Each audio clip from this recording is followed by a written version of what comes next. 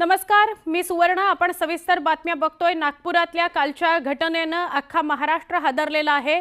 नागपुरात औरंगजेबाच्या कबरीवरून सोमवारी रात्री मोठा उद्रेक आपण सगळ्यांनी पाहिला। या सगळ्या संदर्भातल्या स्थानिकांच्या काही प्रतिक्रिया यायला लागलेल्या आहेत। ते सावरलेले नाहीत रात्रभरात, पण त्यांच्या त्या भीतीतून पण बाहेरचे लोक होते, पण नागपूरचे त्याच्यामध्ये असल्याशिवाय बाहेरचे लोक हे करू शकत नाही ना। पर्टिक्युलर ही गल्ली टार्गेट होऊन राहिली, पर्टिक्युलर काही काही ठिकाण टार्गेट होऊन राहिले।